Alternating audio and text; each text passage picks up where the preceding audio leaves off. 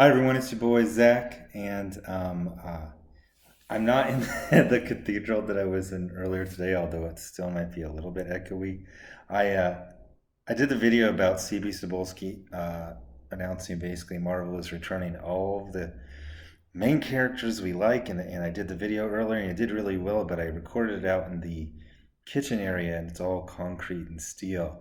And a lot of the people in the video or in the comments are like, "Are you in a well? What's with the echo?" And I knew it was bad, but I didn't realize how bad it was. Me and my son listened to it a couple minutes ago. It sounds like I'm in like a I don't know, like a giant warehouse that's all concrete, even the ceiling, and it's like an acre wide. It sounds ridiculous. But anyway, before I was going to do that because I was new, so I was going to do this video. And this one is very, very interesting because of the timing. So, one of my insiders told me about the Marvel is about to do this. Basically, they're done with SJW era.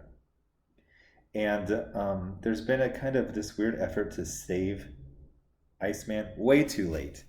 The cancellation of America was, well, no, actually, America's last issue and Iceman's are the same time, but there seems to be more of a push to save this one.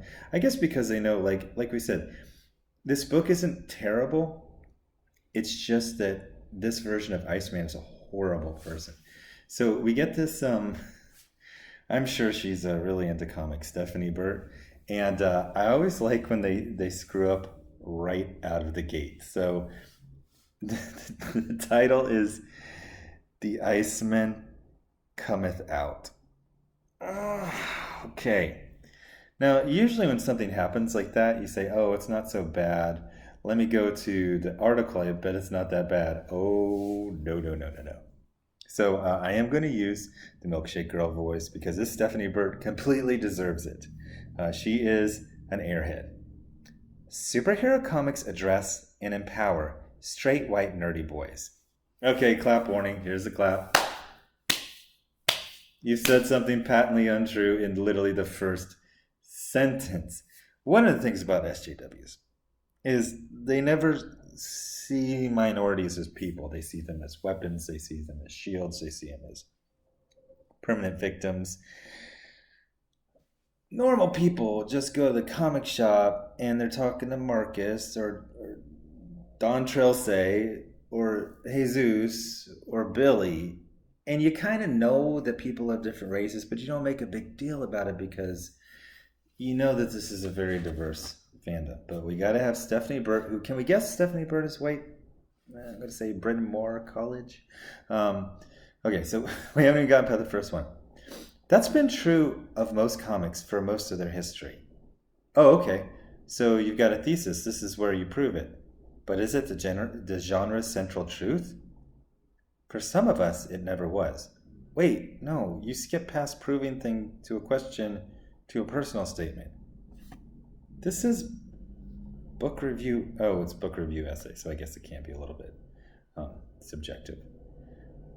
As Ramsey Fawaz, professor at the University of Wisconsin-Madison, has pointed out, superhero comics are the only popular genre in which anomalous bodies are not just tolerated, but celebrated. Oh god, whatever. What the hell is an anomalous body?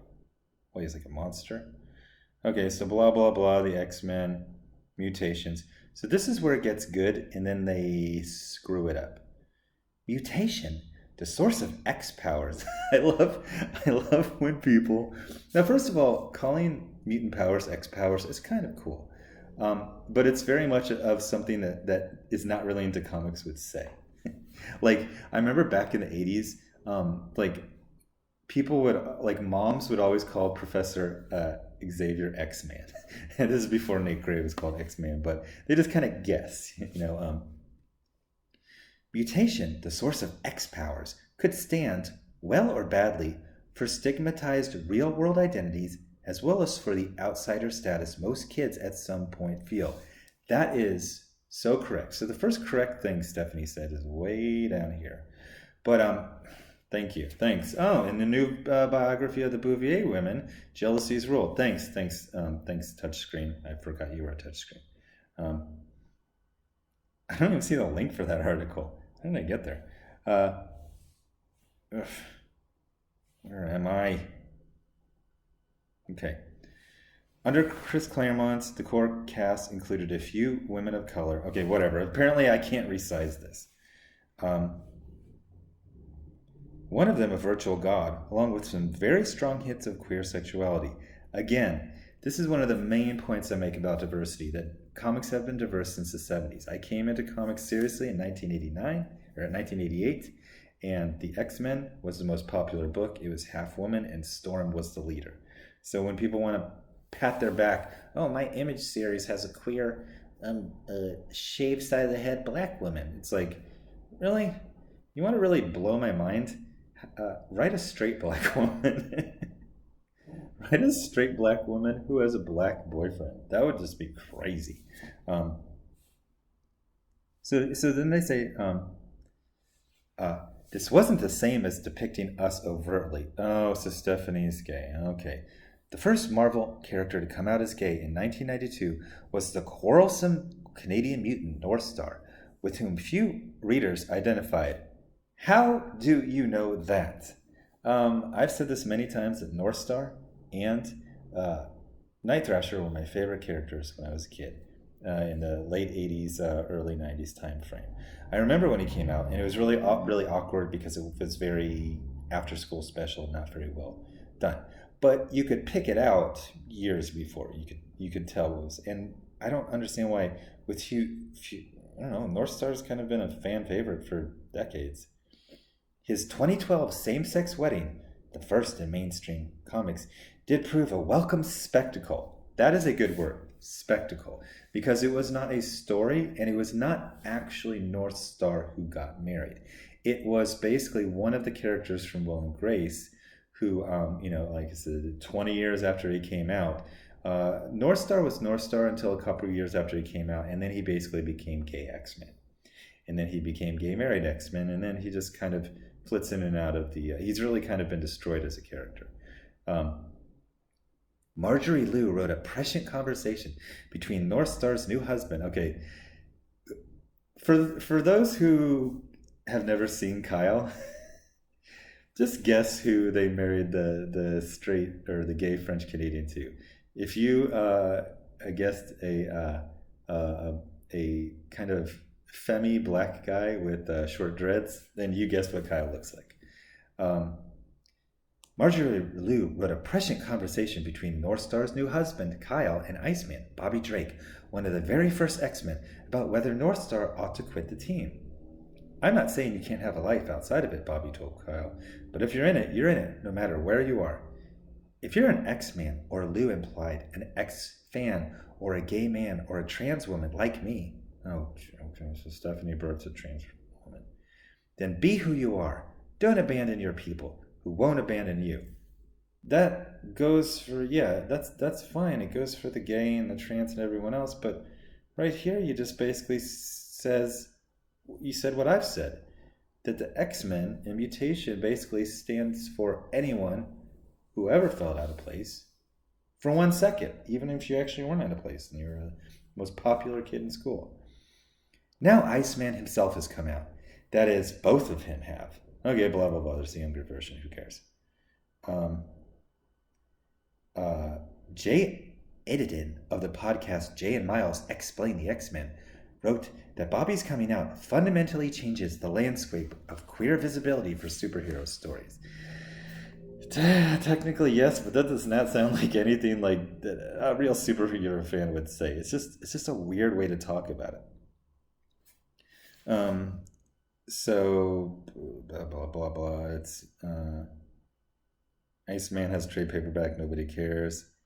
It's all about coming out as an adult, establishing your new identity while trying to keep the old one. Oh, excuse me. I've got my hand up. It's actually not like this at all. It's basically a guy who was straight for till he was 30, suddenly becoming gay. Not just becoming gay, becoming flamboyantly 1990s NBC sitcom gay. That was the problem. Not that a guy who had been secretly gay, but we knew it because we can read his thoughts because they're printed right above his head. But he was just always into, he had Japanese girlfriend back in the 1990s. As depicted by the writer Sina Grace, adult Bobby has a life and a job and a set of awesome responsibilities. Can he keep all of it? What else? Okay, this one sounds like you've never read any of his book. So Iceman has been a jokester, true. A boyish man who hides his feelings, true. A serial dater of women, true. Who could very well be overcompensating. Or he likes women. With an exterior that is literally slippery. Ooh. Blah, blah, blah, from Long Island. Hero rather than an accountant. Okay, do they have a point to this story? Young people benefit from older models. Oh God, you're just babbling. Okay. Okay, now you're just living as an artist. Oh God, it's going on forever. Bobby makes his mutant powers obvious. He enjoys uses them all the time. That's a consistent character trait of Bobby Drake. As a way to hide from the rest of himself, almost as he uses this endless supply of puns. So, this is where someone who apparently is a better writer and has a better imagination than Sina Grace almost discovers what this whole book could have been about. It could have been about Bobby, who has this old, not the 1990s sitcom Will and Grace guy, but who turns 30 and he just goes, hey, and he confides in a friend. He goes, hey, I've been having these feelings my whole life. I didn't talk about them. He goes, I need to tell you something. And Kitty Pryde goes, oh my God, you're bi. And he goes, yeah, I'm bi. And I think I want to explore that side. That would have, you know what? That would have worked. We see his thoughts, but we don't see all of his thoughts. We've seen him be very, very attracted to women. We've seen him fall in love. We've seen him heartbroken. What they did is basically say all those thoughts were all fake. And we're going to throw away 50 years of history so we can try to get an article in Salon.com or BuzzFeed or New York Times. There was an actual story to tell, an actual very human story. And it was absolutely destroyed by people I basically refer to as nega-humans. They're imitation humans. They're like, what do humans look like when they're sad? They're like, it's like an upside down frown and their eyes are wet. I brushed aside any emotion that didn't quite fit and covered it up with a joke. He says in a letter he wrote to his parents and Kitty Pryde. Okay, yeah, so I get to this. Okay, so they end up, Sina Grace, who is gay. Sina Grace is gay? Oh, okay, interesting. I hadn't heard that before. Has suggested in interviews that Bobby's coming out reflects the experience of men he has known. Really? I'd like to get the email of your Sina Grace's friend who was completely straight until he was 30 years old and then became 100% gay along with a complete personality change. I need to meet this friend of Sina Grace's.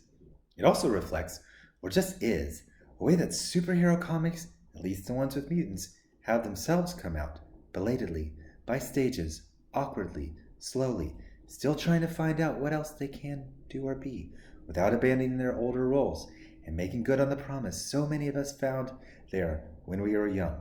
It's satisfying in too many ways to count, even as it leaves some of us wondering, as Kitty and Bobby's other friends are wondering, how on earth took so long. Okay, so Stephanie Burr is a professor of English at Harvard. I gotta say, Stephanie Burr is a better writer than Sina Grace. Just turn of the phrase. This is kind of a very beautiful last paragraph. But I just don't understand why, unless you're 100% just going for points, you were just going for attention, that they couldn't have just made him bi. It would have worked. It would have been very human. It would have been very natural. It would not have broken the character. It would not have done something. And it could have been Jean Grey who says, hey, I'm going to do you a favor. I know you've been sublimating something. I'm not using my powers, but I picked up on it. Let's talk about it. What would happen if you stopped hiding as part of yourself? And then that could have gone forward, and it could have been a really interesting story. Not his having his younger self, which is always kind of a meme, as my son would say, but it could have been Iceman and the younger Jean Grey, and she was, she's basically like, hey, I'm younger, and it turns out that they were from an alternate dimension. It just came out, alternate timeline. And she's like, hey, I knew. And he's like, I don't have any confinement. It could have been like a fun little bit, road trip, whatever. So the thing is, Iceman didn't come out. Iceman died.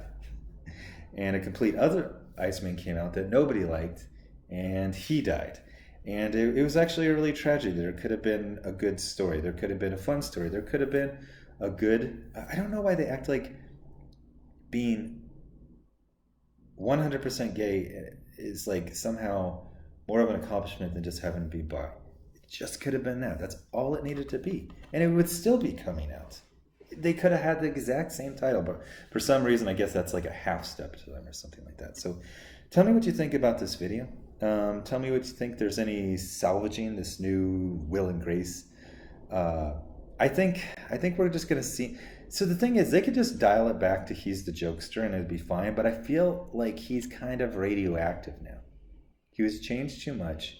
They're not going to want to backpedal on it, but it's not going to make sense. It'll take a whole generation of people before, people start like, okay, yeah, when I started collecting him back in 2017, he was gay, and I read a couple stories, but it really just put a damper on him, and it really just really sucks. So anyway, thanks for watching.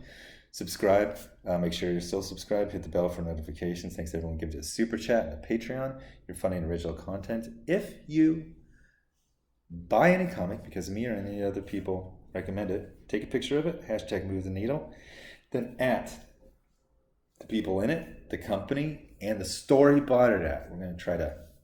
We're already making waves. I mean, this thing today about Marvel, they're listening to us. But we need to, just keep saying it respectfully and proudly and all that type of stuff. Anyway, thanks for watching. Bye.